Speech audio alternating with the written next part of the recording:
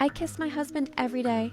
I kissed him until his face was covered in lipstick marks. As a result, every time my husband saw me, he hurried to escape my sight. That was because he had always been afraid of letting me discover his true identity. My husband and my story had happened 1 month earlier. That time, I had been diagnosed with a serious illness. At my wedding, my fiancé abandoned me on the wedding day.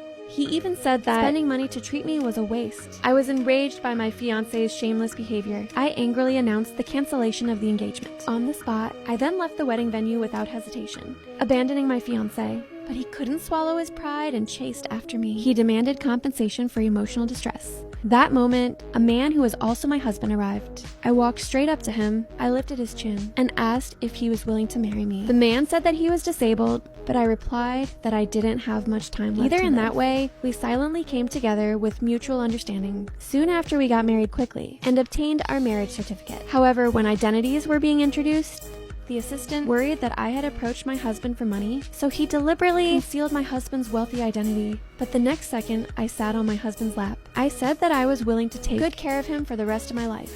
After that, we went to a jewelry store to choose wedding rings. When my husband felt me put the ring on his finger, I tasted this kind of happiness for the first time. But when it was time to pay, I found that all my money had been transferred away by my former fiancé. This made the store clerk extremely angry. He accused me of coming to shop without any money, but I couldn't accept the clerk, belittling my newlywed husband. That made the clerk very afraid of me. Then my husband immediately took out his phone and called his assistant soon.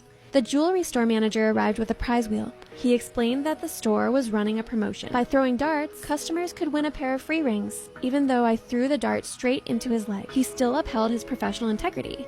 He successfully completed the task my husband had assigned. Through that, I happily left with my husband. That night, while I was showering in the bathroom, I didn't expect my husband to take off his eye mask and look at his phone by then. I had already finished showering and saw my husband. That was when I realized he had been pretending to be blind all along. Just as I walked toward him, preparing to question him, I accidentally fell into his arms.